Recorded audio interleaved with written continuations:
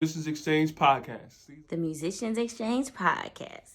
Musician Exchange Podcast. Musicians Exchange Podcast. Musicians Exchange Podcast, Season 3. Musicians Exchange Podcast. Tune into Musicians Exchange Season 3. Musicians Exchange Podcast. Musicians Exchange Podcast, Season 3. Hey! So welcome back to another episode of the Musicians Exchange Podcast. This is Season 3. Glad to be back here. I got some of my bros with me, some great producers. I'll start off real quick and we'll let them introduce themselves. Yo, what's going on, people? This is your host, Chuckey Robinson, the King of Keys, the Lord of Chords, the Prince of Palms. Just kidding. But anyways, I'm a singer, songwriter, producer. You know, I'm working on my craft, and I've been working on my craft for some years. So you know how it is, guys. And some of y'all that do this, do a little bit of this, a little bit of that, a little bit of that, whatever you got to do to get the job done. And so I'm just here to be a humble servant for the Lord so that someone can be blessed, delivered, and set free. Amen. Amen, Reverend. All right, so my name is Marcus Williams. For those who don't know, I'm from Brooklyn, New York, but I live in Greensboro at the moment. You know, I got to rep the city. Okay, I got to rep the city. Tell them who you know. I won't name drop this time, but I'm in Greensboro at the moment. I've been there for a good amount of years, kind of chopping my way through there in the music industry, producing and things like that. But yeah, singer, songwriter. Producer, drummer, a little bit of keys. That sums me up right there. How y'all doing? Devonte, Spriggs. Here from, I'm not gonna say I'm from Durham, but I've been here for a few years. Originally from DC. I'm a songwriter. I play keys a little bit. I'm just glad to be in the numbers today. I forgot to tell y'all where I'm from. Fayetteville, North Carolina. From Iraq. Fayetteville, North Carolina. That's where I was born and raised. Shoot them up, bang, bang.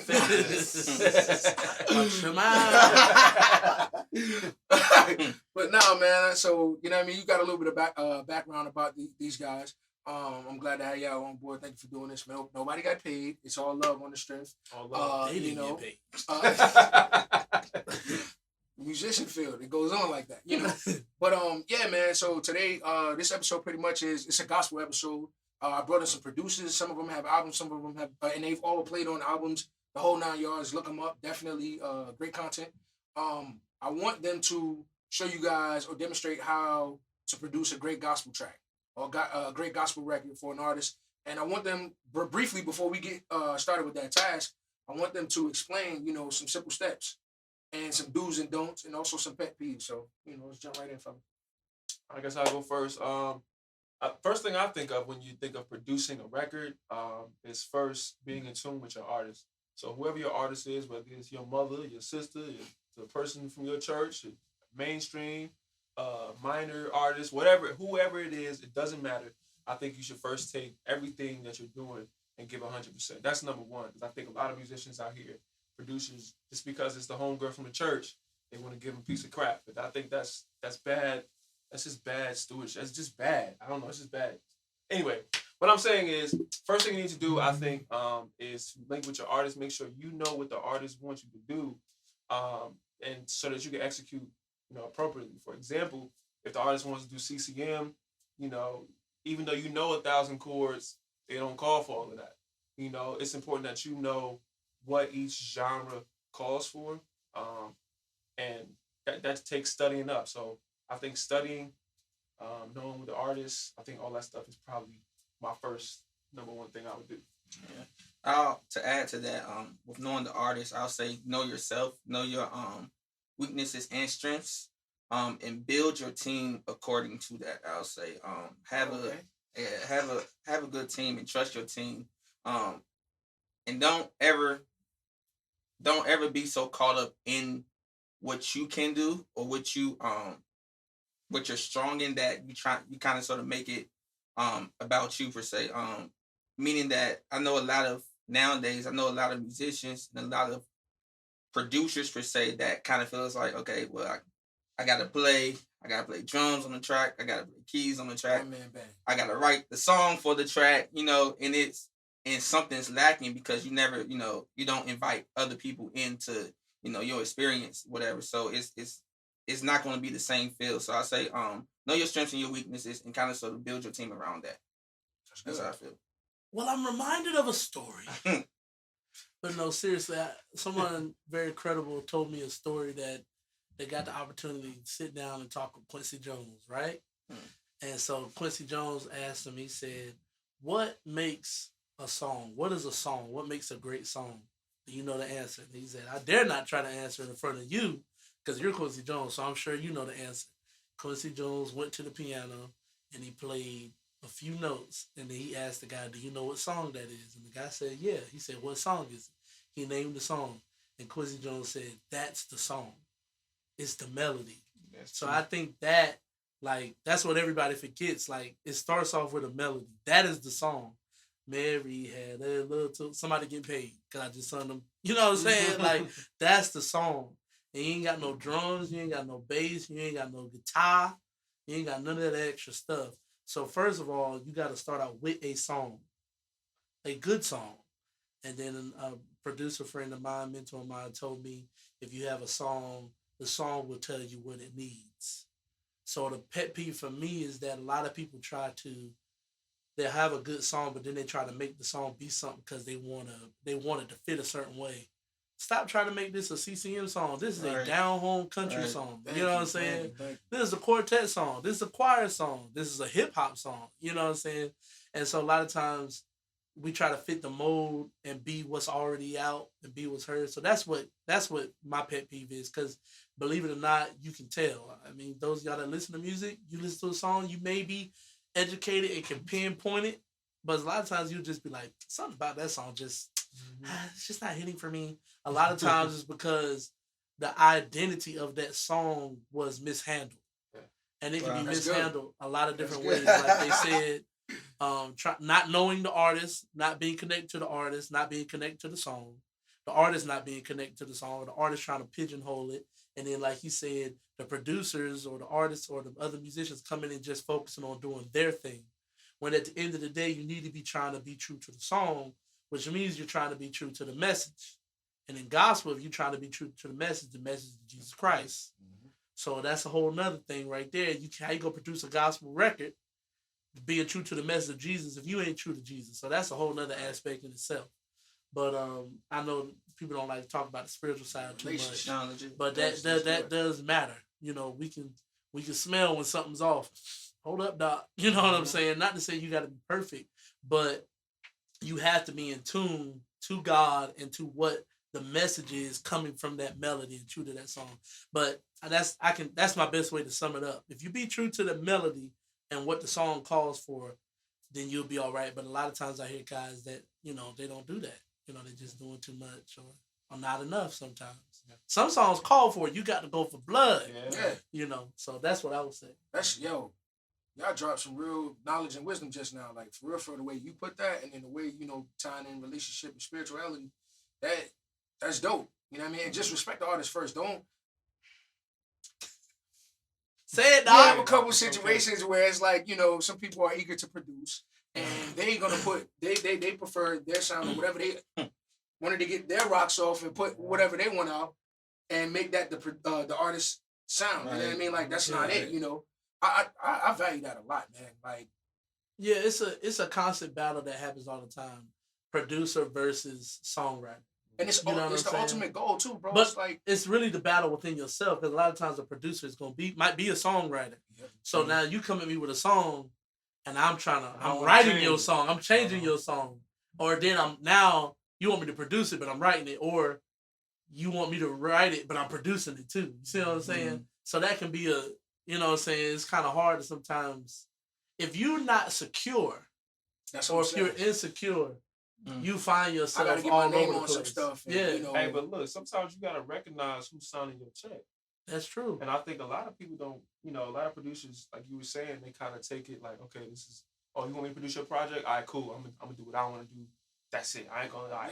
Oh, they want to do that? Now I'm gonna change it because I don't like that. And what you're doing it now, I will say, let your voice be heard. Yes. Because in some cases, I've had experience where I know.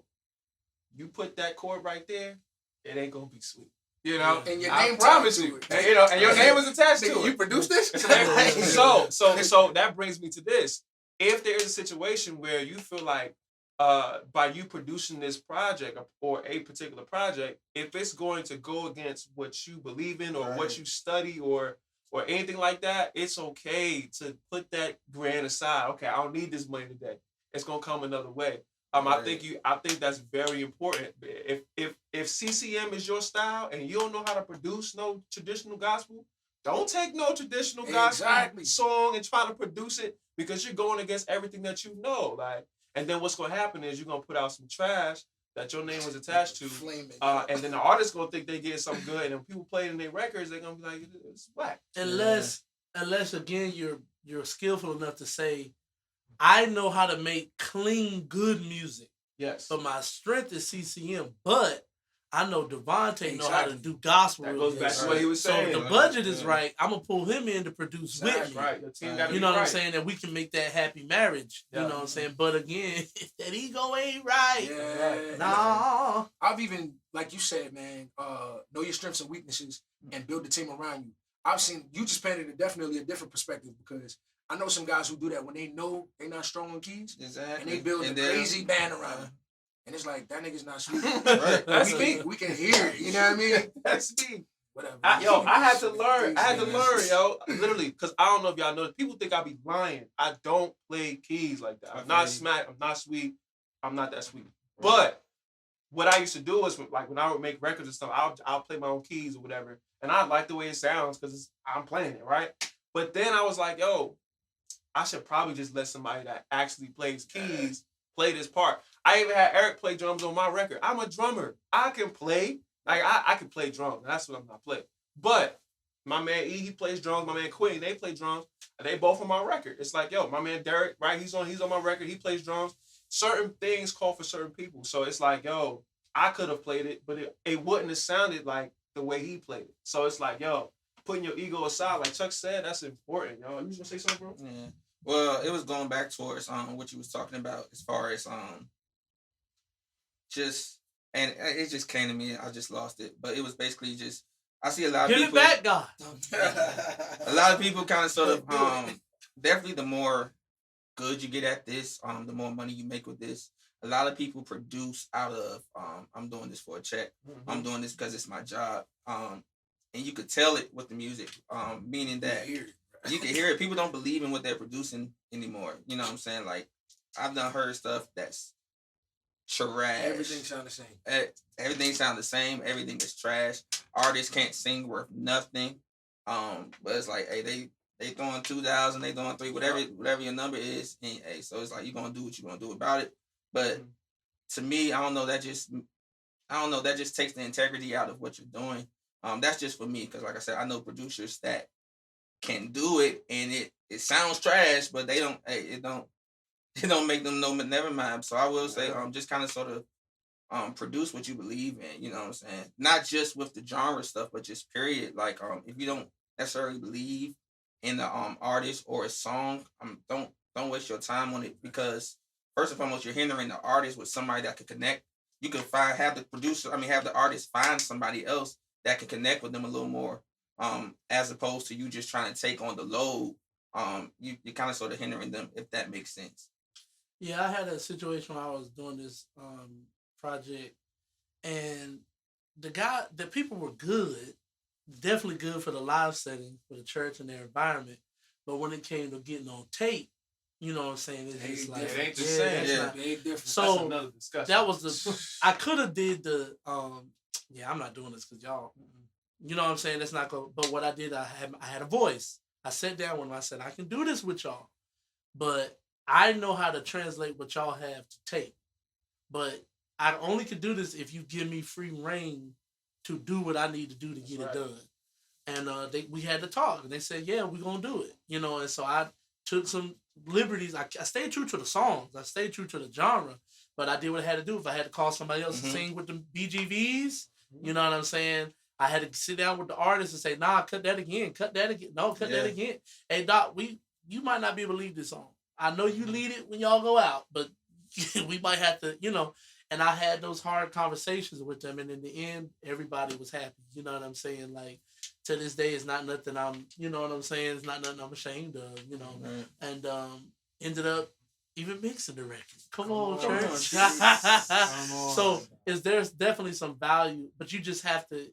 And a lot of people don't want to have that conversation. Right. But if you can have that conversation and it can be received, walk slowly, maybe do it on one track. And if they working with it, then you keep going. But if not, now sometimes I understand you got to eat. So if you got to do a dummy track, you know what I'm saying? Just tell them, say, oh, yeah, you ain't got to give me the credit for it. Just give me the bread for it. Come on, somebody. You got to do what you got to do to eat. You know what I'm saying? But I mean, to each his own. My friend of mine say state and stand. Whatever state you're currently in determines the type of stand you make. Not state like North Carolina, but state of mind, state of being. That's good. So pretty much what I'm getting from you guys, man, just a few things.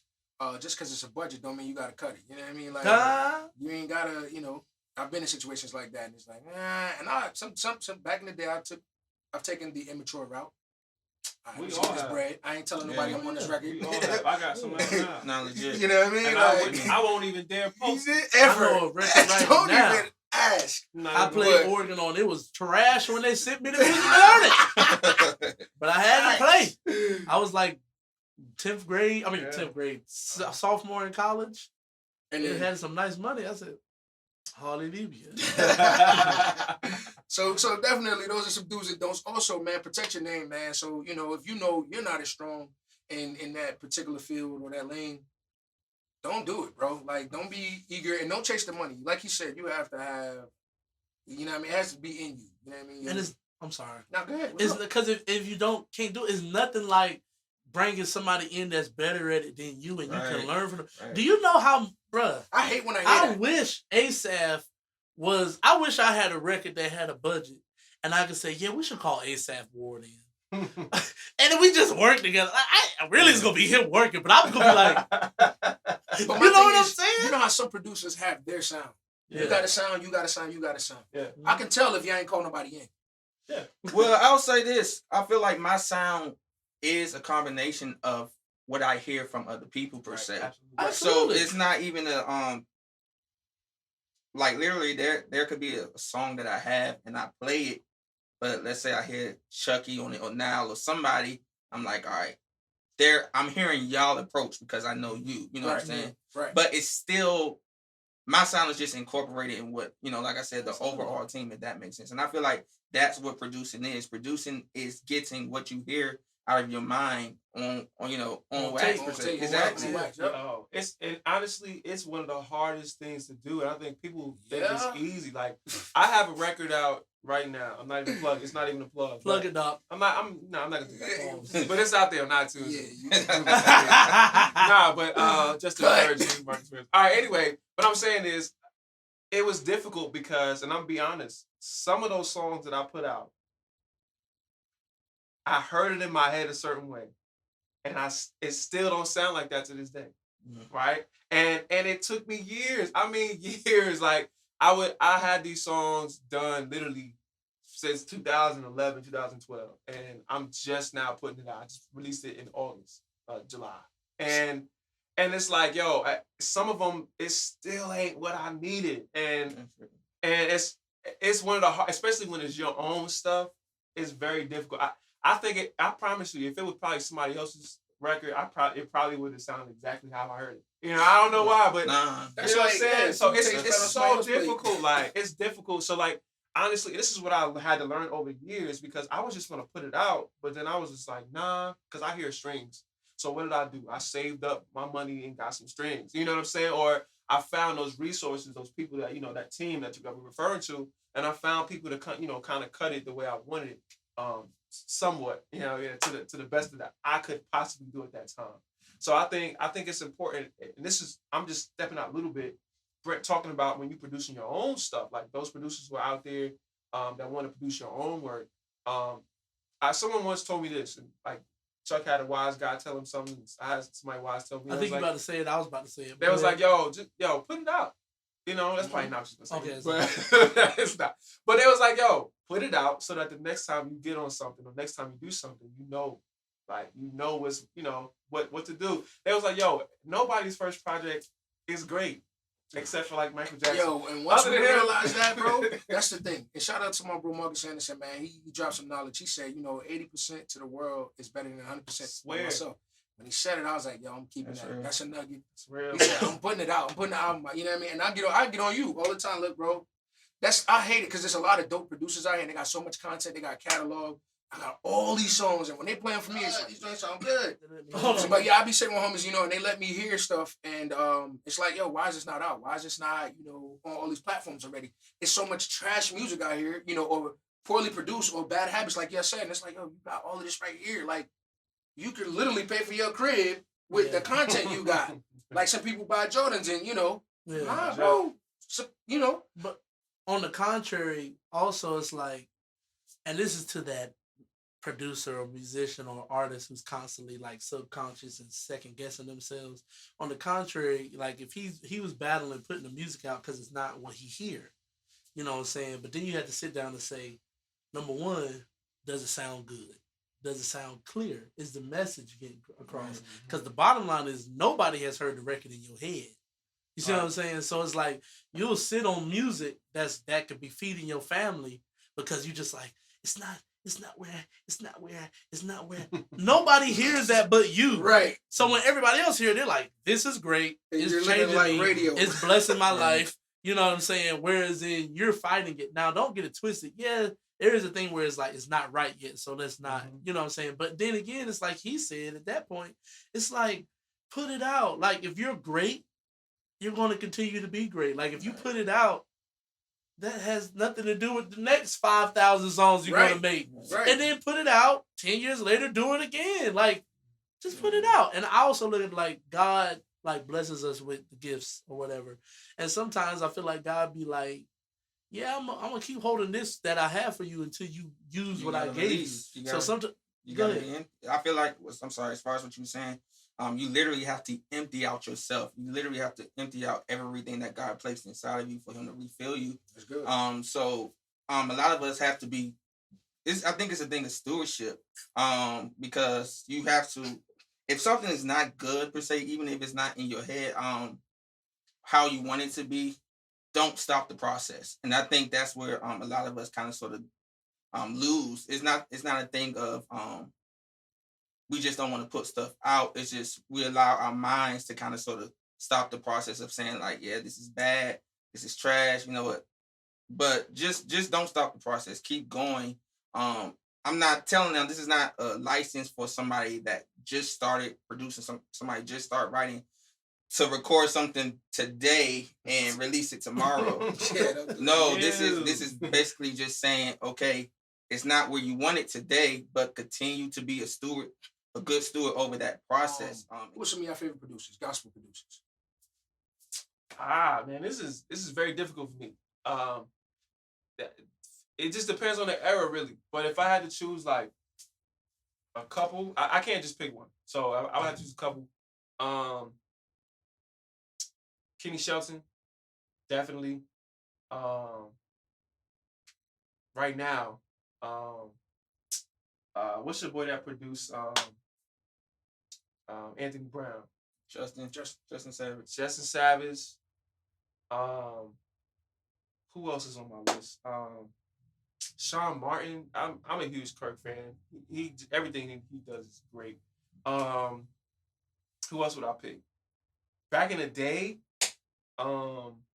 shoot, I would have to say Greg Mitchell. Nobody really know who that is, but this is like Greg Mitchell and David Bratton. Those guys, they killed all the Timothy Wright stuff back in the day. I think of his Bro, I'm telling you, dog. I'm telling you. And to this day, they both are killing. They both got kids that's killing now, and it's just prodigy. Everything's just great about them. But those are like my top. If I forget somebody, I'll just go back again. He named probably two of mine. I gotta go. Okay, so I have to go era order for me. So I have to start with Kevin Bond. Have to start with him. Kevin Bond. Yes, and then after Kevin Bond, there was Aaron Lindsay for me. It's amazing. Now, it's Justin Savage. It's been Justin Savage for quite some time, and I was just on sharing with them. I don't know. Justin Savage just has a way of, first and foremost, I'm not trying to be deep when I say this, but when I tell you Justin Savage is anointed, like for production, Yes. like you could literally feel everything that he plays, that he produced. Facts. Like I was listening to, I don't know if I could say this on. I was listening to a record that I'm not gonna say he didn't get credit for producing. I was listening to one song and I'm like, I had a test. I'm like, bro, you produced this thing.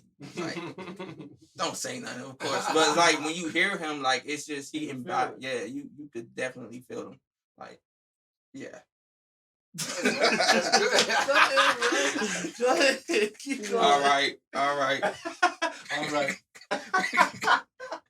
Keep going. Yeah, It's cool. the Falls fan.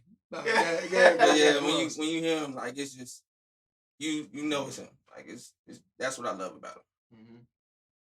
That's it. Oh, I mean, I'm like, I've been listening to music. I mean, we all been listening to it long, but my history, my dad worked at a radio station, so he used to just bring records home. So I was always reading credits. So it's kind of like, again, favorite producers is different eras, and they still my favorite, but they just may not be producing or even no longer with us. And then we can't forget people like Walter Hawkins was an artist, but he was definitely a producer. Like he playing organ on the tracks, writing the songs, teaching the vocals, and sometimes singing. So I mean, when you go as far as that, I mean, Walter Hawkins, Twinkie Clark. You know what I'm saying? I mean, I of course. How can I forget? And David Blakely. David Blakely, you know what I'm saying? When you want to talk about that vibe, I could stay there all day. But when I really was like learning how to play for real, definitely that whole West Angeles vibe. So you got, of course, Kevin Bond, Jason White, Mike Burrell, heavy influences for me. Because when I say I transcribe those records, like every lick, every chord Jason White was playing. And I was trying to play it, trying to learn it before it was a popular thing to do. So then, of course, as you come up, Aaron Lindsay all day. I got into Aaron Lindsay like 6th, 7th grade. You know what I'm saying? That's when I was really like. I got into Aaron Lindsay's music like 6th, 7th grade. Early, huh? Wow. Middle school?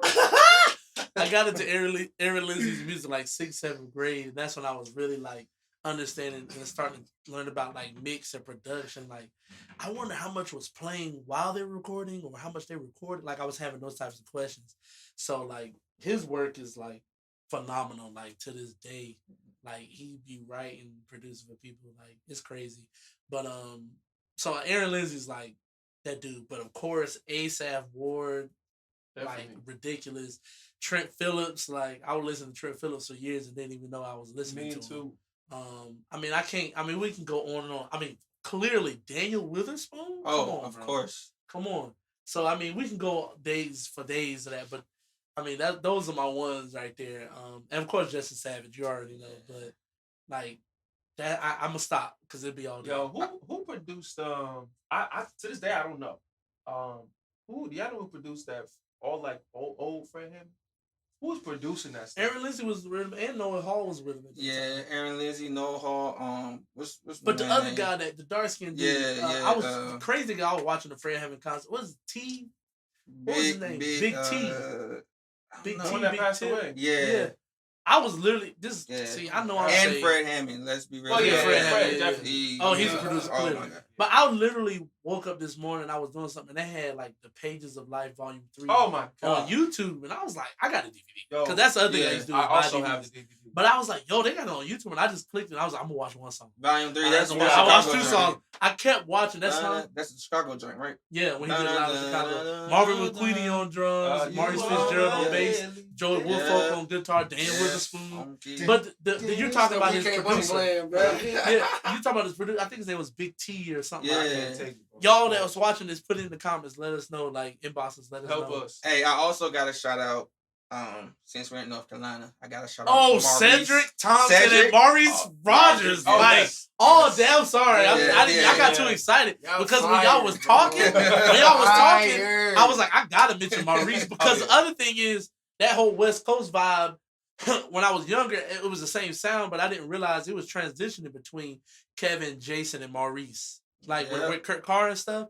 And I didn't realize it was different people because I didn't have every single record.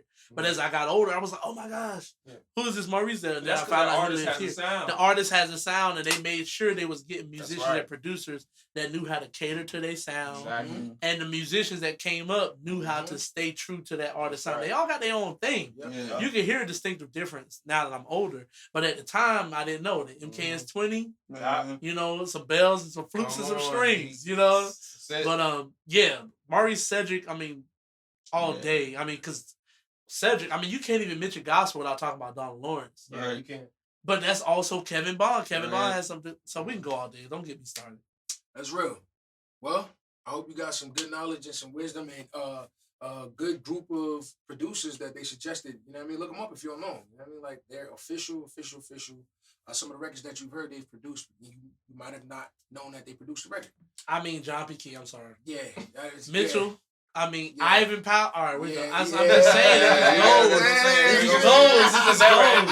But those are like major artists who are producers. Like John P. Key will produce In the Box and destroy a lot of people right now.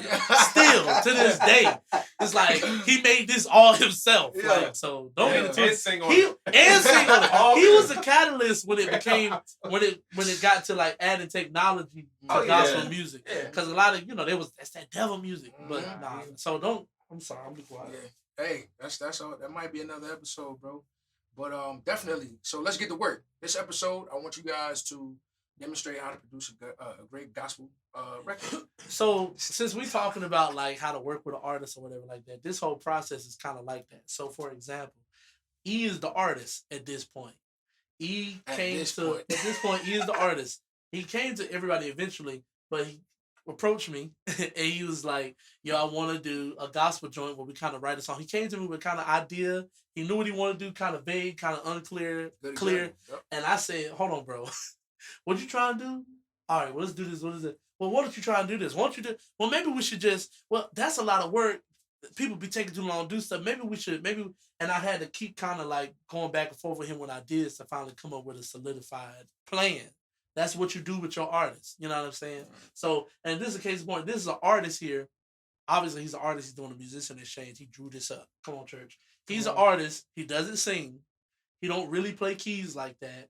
And he's not necessarily producing stuff out the box. He can play drums. He can produce. Like he's a musical person. So I had to figure out how to make it work. And I'm sure he had conversations with all these guys, but I can't talk about their conversations because I wanted it. So eventually, it was like, all right, this is what we can do.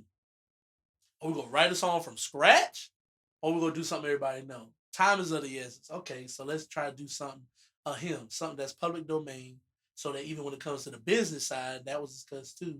You know, if everybody writing the original, we could do this joint in the hit. Now somebody gonna be mad. Mm-hmm. So now we talked about that business, so we're gonna do a hymn. So we came to the crib. What if we do this in? What if we do this in? What if we do this in? Okay, let's do that hymn. Let's do it in 6. So let's whatever like that. And so he said, Chuck, I want you to be in charge of the intro. I said, all right. I came up with the intro. And then I was like, man, time is of the essence. So this is what I'll do. I'll do the intro and I'll just try to play bones to an idea. And then when we get together, everybody can put but again, you have to be mature enough to not be like, no, I want it in this key. I want it to be just that intro. They're not messing with my intro. He told me come with my intro. They ain't messing with my intro. I don't even like it. So I could do this, but I'm gonna do it anyway. Right. So I could be territorial about the intro because that was my responsibility. But everything else, they can do whatever they want. If they want to change the key, not change the key. If they want to add a line, do an aux. So I played bare bones, bruh, so that they can hear the idea and know where to go from it. So right now, probably a good time we just check it out and y'all give us feedback. You know what I'm saying? So here's me having a vulnerable moment. You know what I'm saying? Because it could be trash. They can hate it. Like right now, they really could be like, this is trash, bro. Like, this is a horrible idea. Like, I don't know. We go see. Pretty sure I'm going to hate it. Now, granted, they listened to it, of course, on their own. And they didn't tell me it was trash yet. So maybe they not going to tell me it's trash. So you going to lie. So, but they might want to wait till we on camera to embarrass me. You see what I'm saying? You never know the truth. Because we about to get it. We didn't have a deep conversation about it. But now we about to. So they're going to let me know what they like, what they don't like, what they want to change, what they don't want to change. Now, and that's what it's about. I'm still talking to the people. I don't care. Go ahead. And that's what it's about. So here go the track.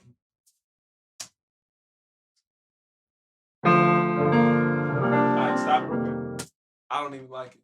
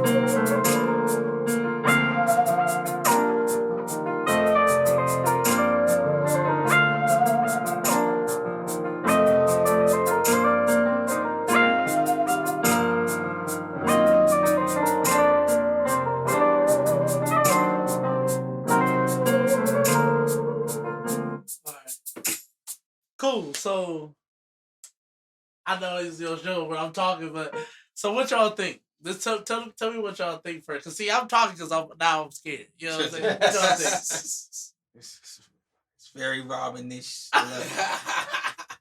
What does that even mean? Nah, it's very key changes, the jazz behind it, everything is it's great. It's a great rap.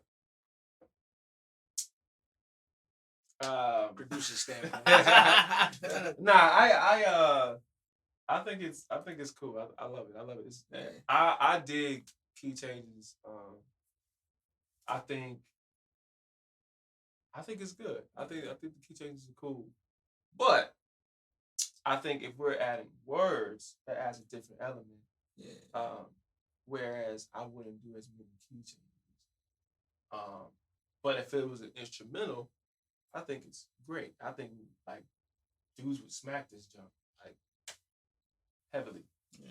You know what I'm saying? Coming from the guy with a record filled with key changes that he made us play in awkward keys.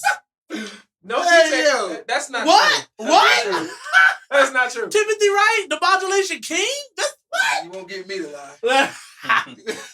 But no, all jokes aside though, so like this is just to tell you what I was thinking when I was making it, right? This is again, if you were producing, you working with some people, you want to think about your personnel. So when I made it, I knew the intro was I'll do whatever I want. Yeah. But when I got into the song, I want, since I knew his purpose was to do show production, gospel styles. Mm-hmm. So if you could tell, Some of you gonna deny it. Some of you gonna try to argue me down, but I don't really care. But when I started it, it was more of a, I don't want to say a CCM approach, but it was more of an open field, which is more of a CC image type vibe, because I wanted to give different aspects of gospel.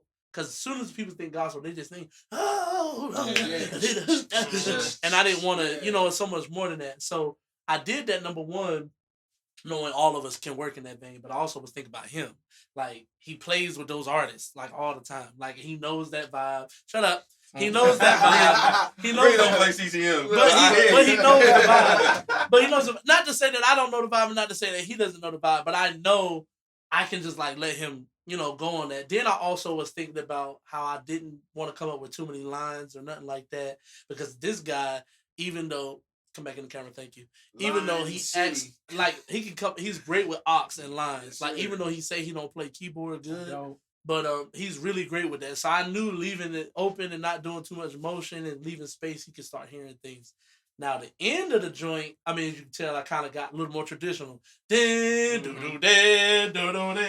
was because I wanted to be like, okay, let's get to the gospel part. And that's why I put that little churchy lit, And then that last part in particular, when I was playing and nobody knows what song it is, I literally was like, Devonte is about to destroy this section. Like, I already knew. I already knew. Because when it comes to worship piece, lyrics, flow, I mean, that's my vibe, of course, but I know that this dude is going to... So that last part, I was like, Devontae's going to write to this. It's going to be amazing. And we're going to love it. Even when me and Chuck met talking about it, and it was like, who we going to bring on board? Chuck was like, who you got on board? And I told him. And it was just like, as soon as it came to Devonte, it was just like, you know what he going to do? Just throw him the lyrics, bro. He got it, bro. Because it's a different... Everybody can't do that. Not everybody can do that. And that wasn't a move of like, all right, you just handle that, and everybody's going to do this. Nah. Like, this is your lane. We know you got that. Because truth be told, Devonte could do everything from top to bottom. Yeah. Marcus could do everything from top. I could do everything from top to bottom. But why? What's the point? That's what I'm saying. What's the point? Yeah. I know what I sound like. I don't want to hear me. I want to hear me in the conglomerate with the rest of the guys on board. So, it's like Thanksgiving. Yeah, dog, we all about to eat. Auntie gonna make the mac and cheese. Yeah. Grandma making the sweet potato pie. The meal gotta come together. You know what I'm saying? So I'm thinking. Auntie and Grandma have... Look. Watch your boy. I'm thinking. All right, so this portion right here is the creative process. We're gonna show some of the moving pieces that are involved in creating this gospel record, man, for you guys. Man, just tune in, bro. Like, this right here is a moment that you become a sponge, you soak it up and have fun, man. From some great producers to singers, thank you to everybody who's involved, and check it out. What's going on, everybody? Devonte Spriggs here. I just want to talk to everybody briefly about what my role was as far as making this track and what that process actually looked like. I was assigned the role of playing main keys on this track. So let's talk about that for a minute. To me, anything that I do, main keys is more than likely going to be my foundation of a song. So how I approached this was I put a click on, put the BPM at 75, and I played main keys first. I didn't add any strings. I didn't add anything else. I thought about in my head, okay, this is where the song is going. This is what the intros need to feel like. This is what the bridge need to feel like. This is what the vamp need to feel like. And I played that on main keys, okay? So now after that, what I decided to do was I went back and I added a guide to kind of sort of instruct and to give the other people that I was going to send this track out to the format and the way that I kind of processed how the track was going to go. So I'll let you hear that in a few. So this is just a guide so everybody understand what's going on. For the intro, I added the everything line and then a 3-6-2 walk to the 1 starting off in the verse. So it's coming up right here. 3-6-2 1 a friend we haven't.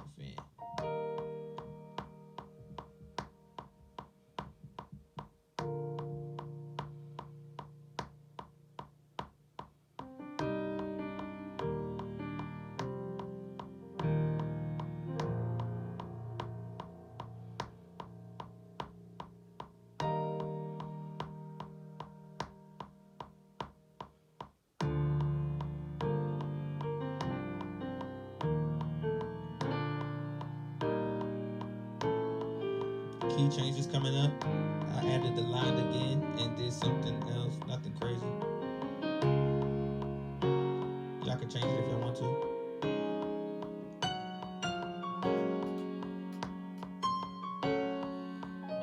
I just add that minor for. Yeah, so as you can see, I had to be very intentional about where I wanted to go and how to communicate that on this track, on this guide. That way, the other fellas that's going to be playing on this track will have an idea, okay, or will know exactly what to do. Because like I said it on the track. I made a guide. I actually had a talk back and was like, okay, this is what I want here. This is what I feel like should be here. And with that, I feel as though it made communication very simple for all of us. Nobody was guessing, anything like that. So yeah, that's what I say. As far as when you playing main keys on the track, you have to be very intentional. I also say when it's a ballad like this, my approach was to leave a lot of space because I know there's going to be other elements involved as well. So as you can see, I play very spacious. I let a lot of stuff breathe. That way, other elements can kind of sort of take their place in the song as well. I didn't want to overcrowd it. And when you hear everything together, you'll understand what I'm saying. But that's all I got for you. Thank y'all.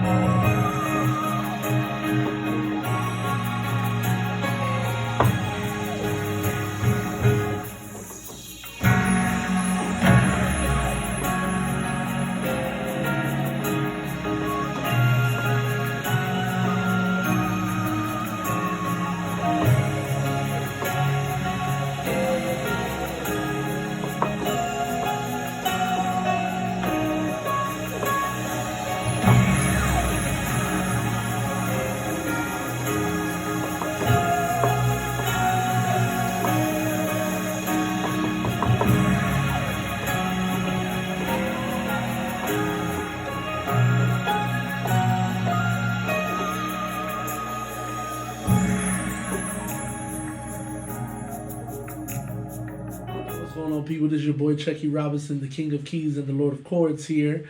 I just want to talk to you a little bit about the song we're doing. Again, it's What a Friend We Have in Jesus. It's pretty much a ballad. And I did the organ on this song. So when you're working on a gospel song in this genre, this style, of course you want to play the right chords. You want to stay out of the bass player's way. But you also want to be mindful of the tone that you're using. You get your tone with your drawbar settings and your voicings. You want to follow melodies that your main keyboard player plays. You want to try to catch those things because they're vital to what you're doing, which is why when you work with people, you want to be intentional about what you play because, if the piano player plays something, I'm cutting organ, he may have thought something was a mistake or he didn't like it, but he let it slide and now I'm matching it. And so now we have a problem. So, so I'm going to play a little portion and you can hear how I'm just kind of following. I'm padding, and then definitely on the organ, we want those slides, for that aggression. That adds a lot to the song once you incorporate your bass player and your drummer with you. When that works together, it's beautiful. So here's a little portion.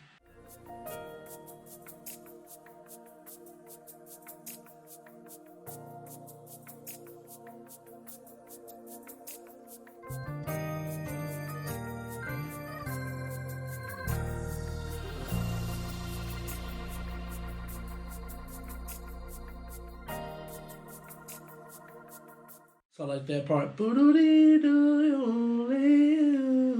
I'm following the piano player. He was very intentional about wanting us to play that. I could tell by the way he played it. It was a little tempo issues there, but we'll clean that up. We'll keep going.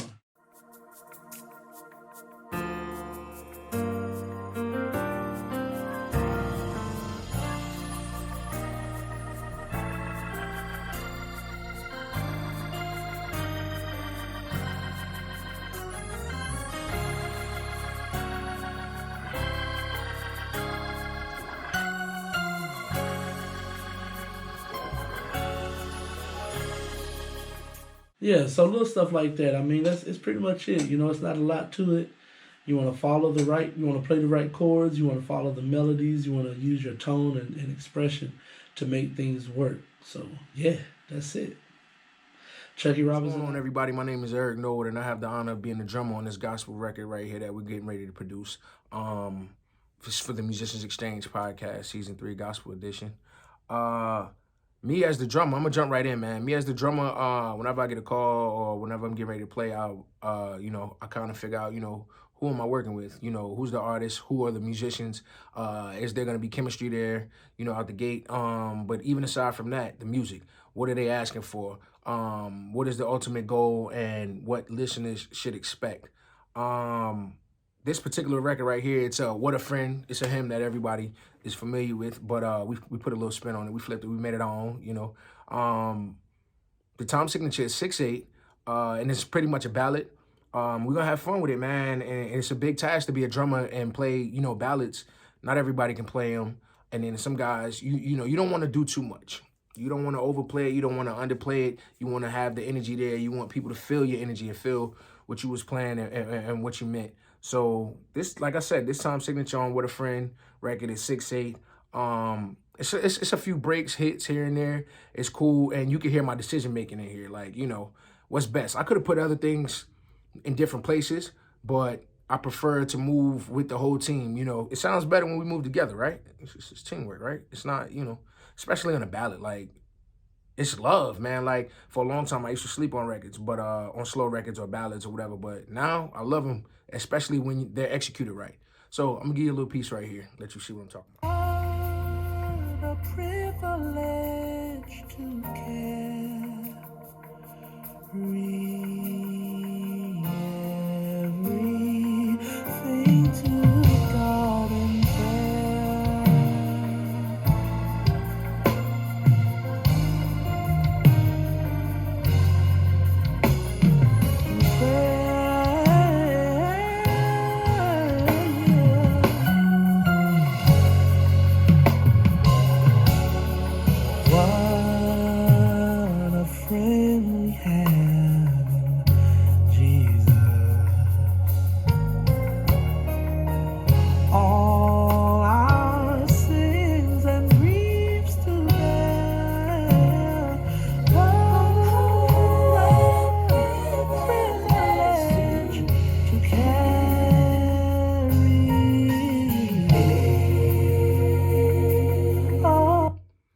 Yeah, so man, there's a small piece, man. I ain't want to give you too much, man. But yeah, man. Hopefully you guys like it. It was real fun working on this record, man.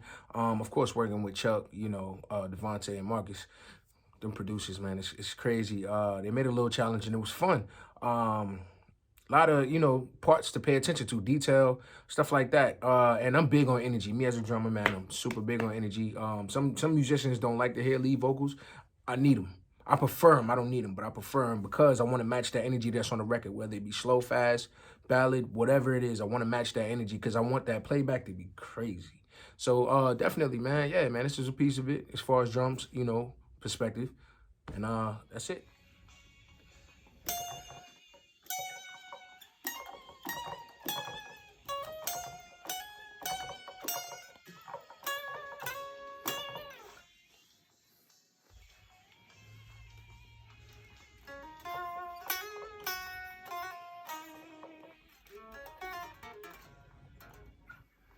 Cast all your problems. Know that he cares. Bring him your burdens to carry. Everything.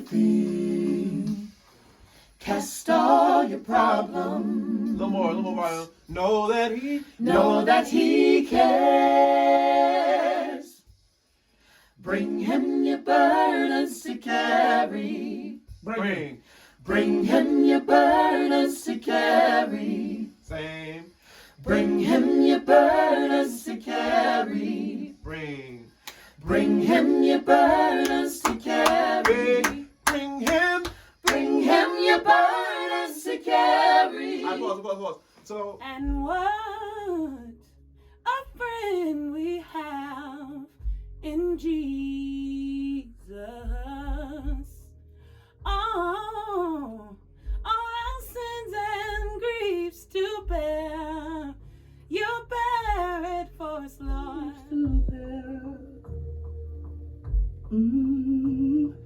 And what's a privilege to carry everything to God in prayer. Lord. Hey, what's going on, everybody? This is Anthony Moore, and today I'm going to share with you guys how I mix gospel songs. Particularly, I'm working on a song for the Musicians Podcast by Erik Norwood, and also featuring Chuckey Robinson. Appreciate you guys. So let's jump right into it. So my mixing process usually starts with laying out the tracks by category. Then I'll pack the folders all together so everything is all really nice and neat on the screen. Then as you can see, I like to color code everything. I have a specific, code of conduct when it comes to coloring, but your preference definitely is up to you as far as your preference of how you want to do things. Then lastly, everything colored in white is usually going to be a bus channel. And then usually after that, I like to begin blending each section. So like for drums, I might throw some reverb on there. I'll mix the drums really nice and neat. I like to really just balance everything, and then I like to put effects on later.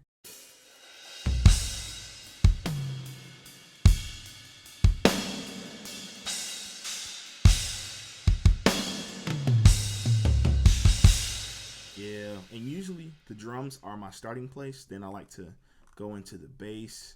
I like to add that in there.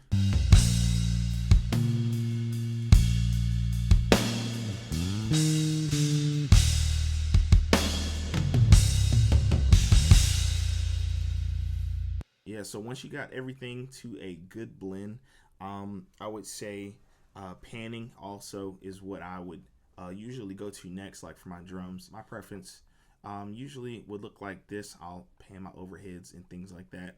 Toms usually can be panned. These are 3 toms. I have it panned like this. So usually after panning, my process when it comes to mixing is mixing the drums, the percussion loops, the bass, the keys, and then aux and vocals. I'll play this full intro with everything so you can hear all of the blend coming together.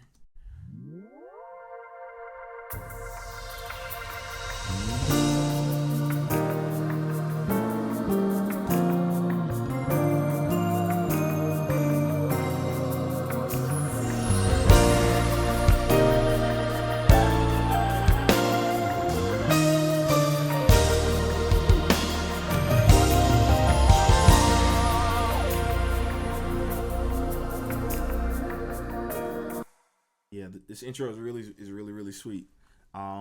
Another thing that I like to do to maintain a balanced mixing level is putting limiters on all of my buses. Pretty much what I'll do is I'll put a limiter. I use the L1 limiter by Waves Audio for drums, for an example, because it's such a loud instrument.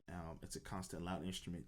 I would normally set the output and the threshold to the highest point in the song. 4.0 sort of was like the max, so I set it at 4.3 just to give it some headroom, and I would do that for every section. And pretty much you set limiters so that the peak levels don't go higher than the threshold that you set, and that's how you basically maintain a good mixing level. And then lastly, real quick, I just want to play a little bit of other singers. A plugin I like to use is called the Wave Vocal Writer, and it looks like this. I'll play it as I show it. Oh, what a privilege to carry. So this automates the vocals.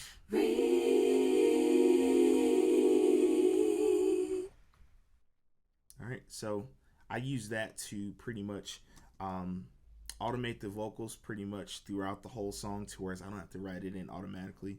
So yeah, it really helps maintain my vocal levels, and it keeps everything balanced just like the way I want it. So hopefully this guys helped you all. Let me know. Feel free to DM me. I know a lot of you guys know me through the podcast, so feel free to reach out if you guys have questions, and I'm always willing to help. So hope you guys have a great time with the advice that I gave, and hope y'all have a good one. God bless. So as you can see, it was a process. It was a fun process. It wasn't an overnight process. It takes time, man, to create a great record, whether it be gospel, hip hop, R&B. Take your time with it, make it make sense. This is for your listeners, so you want them to enjoy what you've worked hard on. But yeah, man, so straight to it. I'm gonna let you hear a snippet of the final product of what we came up with at the end of this in a few minutes. Thank you to everybody who participated. Thank you to the producers, Chuckey Robinson, Devonte Spriggs, Marcus Williams, me, myself, Erik Norwood. Thank you to the singers. Thank you to the lead singers, Chuck, Marcus, and Latiesha Boykins. And thank you to the background vocalists, the BGVs who came in, who did a crazy dope job, man. It's love. I love y'all. Y'all need any work, reach out to them. They're professional. They quick learners. Like, they official. That's their lane. And that's what you want to do. Bring in people who gonna get the job done. And their names, by the way, Jade, Quincy, and Destiny. Thank you guys. Thank you guys. Thank you guys. Reach out to them. The whole nine. So next, we got a small piece of what the finished product is, and I also got a special for y'all. I got a special. It would make sense to create a gospel record and not put it out, right? Right? Makes sense. Might as well, right? We worked that hard, right? We was day and night in the studio, So we're gonna put out a single. I'll let you know when it drops. Stay tuned. But for now, here's a snippet of the finished product.